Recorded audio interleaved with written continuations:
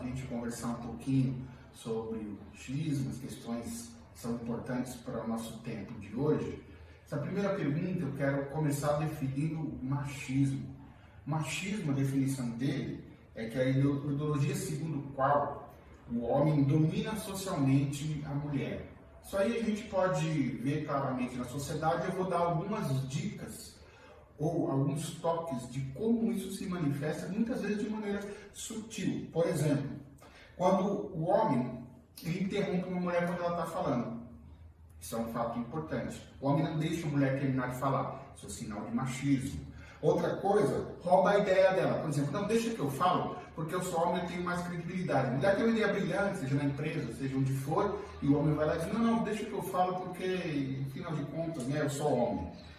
É a explicação daquilo que muitas vezes é chamado mansplain, né? Que o homem, ele fala e tenta explicar para a mulher em detalhes uma coisa que não precisa ser explicada. Então, isso é sinal de machismo.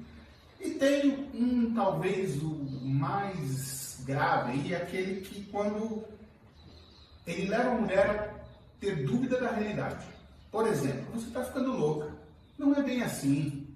Então, esses são sinais do machismo. Isso é muito grave na nossa sociedade e nós temos que mudar esse sistema. Está enraizado na nossa sociedade e nós precisamos mudar esse sistema.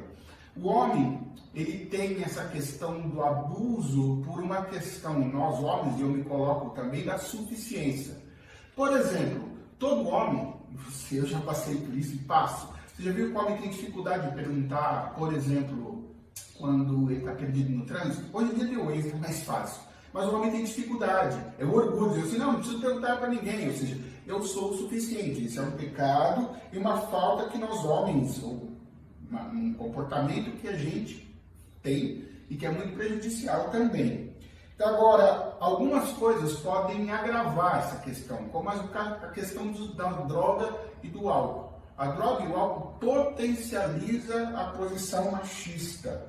E isso tem muitos casos de agressão e tudo mais que estão ligados tanto ao álcool quanto às drogas. Qual é a consequência disso para as mulheres? Para as mulheres é abaixo a autoestima, a depressão, pânico. E aonde está a base disso, dessa manipulação masculina? A força física. Essa segunda pergunta ela trata a respeito da raiz do machismo, né? Como ele surge.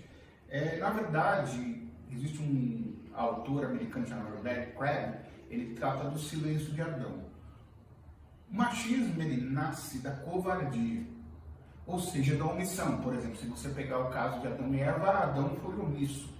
O que a omissão leva? A omissão leva a covardia. E qual que é a definição de covardia? Covardia é violência contra o mais fraco.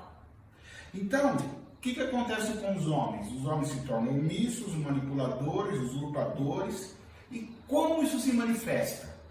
De algumas formas práticas. Eu estou procurando mostrar algumas praticidades do dia a dia como o machismo se manifesta. Primeiro é o controle. Por exemplo, tem homens que controlam, querem a senha das redes sociais das mulheres, ficam olhando com quem elas se comunicaram, querem saber com quem elas falaram. Uma outra coisa é quando afasta a mulher das outras pessoas. Por exemplo, a sua família não te valoriza, os seus filhos não prestam, ninguém gosta de você. E como se ele fosse a única fonte de saciação da mulher. Então ele afasta a mulher das pessoas para que realmente ele possa dominá-la. Outra coisa é quando ele diminui o parceiro. Por exemplo, você não sabe fazer direito, você está gorda, você está feia, você é ruim no que você faz. Ele diminui a mulher. Outro fator importante dentro disso são os jogos emocionais. O que seria isso? É sempre culpa dos outros. Então, esses jogos emocionais, o homem sempre diz que a culpa é da mulher, ou da família dela, ou é de alguém, e ele nunca assume essa culpa de coisas que ele faz errado. Então, isso também é um sinal de machismo. E o quinto e último lugar é a agressão e violência. Ou seja, ele bate, mas fala que nunca mais vai fazer de novo. Ele bate, depois, não, eu te amo, você é a mulher da vida, há um período, é um ciclo em que ele se acalma, vira uma lua de mel, mas depois esse ciclo torna-se violento de novo. Essa próxima pergunta é sobre neurociência e a questão da agressividade, do machismo. Eu começo a responder pelo seguinte: de cada 10 homicídios que existem, 9 são cometidos por homens e apenas 1 pelas mulheres.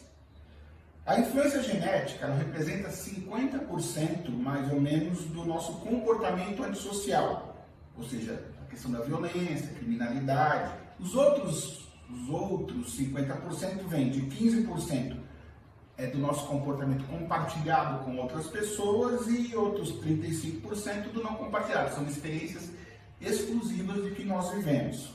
No início da vida, o cérebro masculino ele é mais vulnerável a todo tipo de efeito negativo. Ou seja, o cérebro masculino é mais vulnerável. O cérebro masculino está mais vulnerável a situações de violência, criminalidade. Então é um cuidado que os homens precisam ter. A tendência, não que isso seja uma justificativa, mas a tendência, à luz da neurociência, dessa questão da agressividade, criminalidade, está com os homens. Por isso, é preciso se fazer um trabalho importante. Por exemplo, uma das coisas fundamentais para a gente diminuir criminalidade é trabalhar na primeira infância. Isso seja em casa, isso seja na escola. Quando se trabalha na primeira infância, você começa a preparar homens, e eu acho que esse é o grande desafio das próximas gerações, preparar homens menos violentos, menos machistas, ou seja, nem menos machistas, mas não machistas, para que a sociedade possa estar convivendo melhor. Esse comportamento masculino não pode ser justificado na neurociência, muito pelo contrário. A gente precisa trabalhar, precisa existir políticas públicas, a igreja precisa trabalhar com isso, para que os homens possam ser mais pacíficos, mansos e cumprir realmente o papel que Deus lhes deu na sociedade. A próxima pergunta é feita em cima das minhas experiências pastorais com a questão do abuso. Já atendi durante meus quase 25 anos de ministério, já atendi muitos casos de violência. E uma das coisas importantes que precisa ficar claro é que é muito difícil lidar com essa situação. É uma situação difícil, constrangedora, mas a gente precisa conversar, trabalhar e agir em relação à violência doméstica. Eu tenho, na verdade, 2 episódios que me marcaram. Uma senhora que ela era abusada pelo marido no seguinte sentido: ele bebia, ele batia nela, tomava todo o dinheiro dela e chegava em casa e ela me apanhava. Então, a sugestão para ela foi para que ela se cuidasse, que ela saísse de casa. Por quê? Porque ele não queria resolver o problema, ele bebia, tinha uma amante, inclusive, e ainda batia nela quando chegava em casa. São situações que são difíceis, não são... A teoria é fácil, sai de casa, não sai, é muito fácil dizer isso, mas na prática é difícil você conversar com as pessoas, porque sempre o abusador tem aquela história: não, eu não vou fazer mais, eu não vou bater de novo, eu não vou fazer de novo, e aí complica, porque ele acaba fazendo, como eu disse, é um ciclo, em que ele melhora e depois o relacionamento volta à violência de novo, é um ciclo. E outro caso aconteceu quando eu pastoreava nos Estados Unidos, que uma mulher brasileira me procurou, ela estava ilegal, tinha 2 filhos americanos e o marido batia nela. Na verdade, ela teria que, no caso, a questão delicada, porque ela estava ilegal, casada com um americano, com um filho americano. E eu tive que ajudá-la no sentido de que o consulado brasileiro pode, dar guarida, mas a questão, quando envolve 2 países, é muito complicada, porque geralmente o país ele tende a defender os seus cidadãos. Mas foi uma situação difícil que depois eu consegui contornar. O fato é que é triste, mas nós precisamos estar atentos a essa realidade da violência doméstica. Não é fácil, mas eu creio que a gente precisa abrir os olhos, porque as nossas igrejas estão cheias de pessoas que estão lá ou que chegam lá fruto da violência doméstica. Então, essa pergunta é muito interessante. Eu acredito na restauração das pessoas, eu creio. Porque uma das coisas que me fascina no Evangelho é justamente a questão da sua nobreza. E qual é a sua nobreza? A nobreza do Evangelho é acreditar que todas as pessoas podem ser recuperadas. Ponto. Agora, o que nós precisamos entender que não adianta ter uma visão religiosa. Ah, então está tudo certo? Não. Nós precisamos ter alguns parâmetros para restaurar as pessoas. Por exemplo, a vítima não é obrigada a conviver com o agressor. Então não é uma questão religiosa, dizer, irmão, pega na mão do outro e perdoa. Perdoar você pode e deve, mas conviver não é obrigado a conviver. A segunda coisa é que a pessoa precisa querer. Ela precisa optar por esse caminho. Ela diz assim, eu quero deixar essa vida de lado e ser aberta ao tratamento. As pessoas precisam ser tratadas. E precisamos estar atentos aos gatilhos disso, que muitas vezes estão no álcool e nas drogas. Então não adianta a pessoa querer, ela precisa ser tratada, ela precisa trabalhar com a questão do alcoolismo, das drogas, precisa ver se ela tem algum outro problema psicológico ou psiquiátrico. Então eu creio na restauração, sim, mas é uma restauração que precisa ser acompanhada, a pessoa precisa ser acompanhada. E uma coisa que é bem importante, as vítimas não são obrigadas, não tem discurso religioso nesse sentido, de que elas não são obrigadas a conviver com o agressor. O agressor tem que seguir a vida dele, Deus pode restaurar, mas as vítimas precisam ser preservadas, senão elas vão continuar se machucando. Então isso é muito importante, mas eu creio que o Evangelho é poderoso, é poder de Deus e pode transformar desde que a pessoa queira. Esse é um fato importante, a pessoa precisa querer, não é a gente que pode impor para ela, não é a igreja, não é a esposa, não é os filhos, não, ela precisa querer. Se ela não quiser, não tem jeito. Agora, se ela quiser, ela pode buscar Deus, é um processo difícil, complicado, que exige acompanhamento, mas Deus pode restaurar.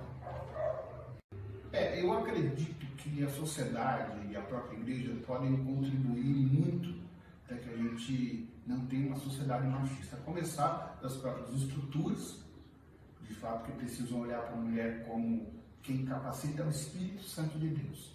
Há muita questão sobre, por exemplo, pastorado feminino. Na verdade, se o Espírito Santo capacita, quem sou eu para não dar voz nem credibilidade a uma pastora? Há muitas mulheres que ensinam, há muitas mulheres que são capacitadas pelo Espírito Santo e tem muitas coisas que elas fazem muito melhor que os homens. Então, a começar das nossas estruturas eclesiais de igreja, nós precisamos rever o nosso sistema, porque é um sistema machista. Em segundo lugar, a gente precisa entender que a sociedade muitas vezes cobra isso da gente. Quer ver? Eu dou aula no curso Vida e Missão da Igreja Batista de Água Branca e uma das alunas uma vez recorreu a nós dizendo assim, que na igreja dela a polícia bateu lá e disse assim, nós estamos tendo muito caso de violência doméstica, vocês precisam fazer alguma coisa. Então a própria polícia foi pedir, igreja, faça alguma coisa errada no sistema que vocês podem contribuir. Por isso a gente precisa entender e deixar claro que a igreja tem o seu papel e tem a sua função.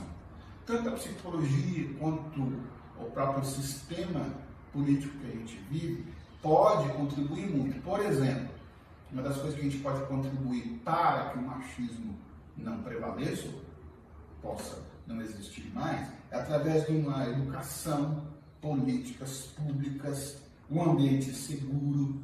Ou seja, nós precisamos criar possibilidade para que haja primeiro debate entre a questão dos homens e das mulheres, mas não só um debate no sentido de discutirmos o assunto, mas colocar isso em prática.